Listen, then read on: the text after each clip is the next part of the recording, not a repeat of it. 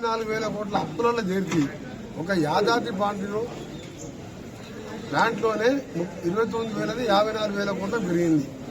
భద్రాద్రిలో 10,000 కోట్ల కుంభం. అలా సగం మాట కేసీఆర్ కుటుంబానికి వస్తే సగం మాట జగదీష్ రెడ్డిది. ఇవాళ తినడానికి తిండి లేని వాడు, మోటార్ సైకిల్ లేని వాడు ఇవాళ షాబాద్ మండలంలో 80 ఎకరాల ఫామ్ హౌస్లో 80 ఎకరాలు అంటే 40 కోట్ల ఎకరం వేసుకుంటే 3,000 కోట్ల ఆస్తి. ఆయన ఉండే ఇల్లు ఆగారంలో 50 కోట్ల ఇల్లు.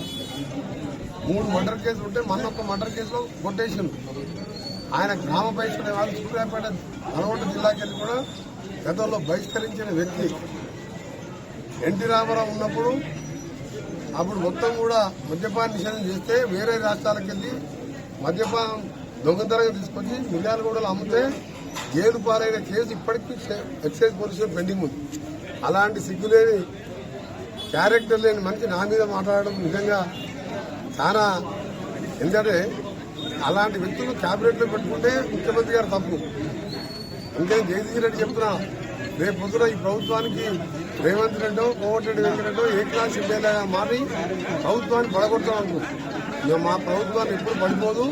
నీ 39 మందిలో పార్లమెంట్ ఎలక్షన్ తర్వాత 10 మంది ఎమ్మెల్యేలు కూడా మిగిలారు. 30 మంది ఎంపీలు. ఎందుకంటే మీకు ఒక పార్లమెంట్ సీట్ కూడా వచ్చేది కష్టం. కాబట్టి మీ పార్టీ బాబామర్దుల కొట్లాటలు నడుస్తున్నాయి. ఒకవైపు బిడ్డ సంతోష్ మధ్యలో కొట్లాటలు నడుస్తున్నాయి. ఇన్ని కొట్లాటల మధ్య నీది ఒక రీజనల్ పార్టీ. భారతదేశంలో 137 సంవత్సరాలు ఉన్న చరిత్ర ఉన్న కాంగ్రెస్ పార్టీ ఎవరు ఏం చేసినా ఏం కాదు. సోనియా గాంధీ ఖర్గే నాయకత్వంలో అందరం కలిసికట్టుగా ఇప్పుడు 64 సీట్లని మీ అందరూ కూడా సగం మంది జైల్లోకి పోయేది ఖాయం. మిగిలేదు ఎవరు లేరు.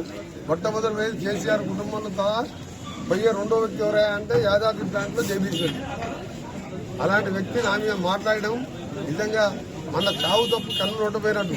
నాకు ఒక గంట టైం దొరికి ఒక ప్రచారానికి పోతే 50,000తో ఓడిపోయేవాడు. 3,000తో గెలిచాడు. 3 సార్లు కూడా 3,000, 2,000తో గెలిచాడు. నేను 6 సార్లు ఎన్నికల్లో గెలిచినా తెలంగాణ కోసం మంచి పని వదిలిపెట్టి సిగ్గు లేకుండా మాట్లాడే జగదీష్ రెడ్డి ఆమోదం ఉన్నాడా, కేసీఆర్ ఇంట్లో ఉన్నాడా, పోయి రాత్రి కూడా ఆయన తినడానికి భోజనానికి ఇంకేమైనా ఏర్పాటు కూడా చూసుకో.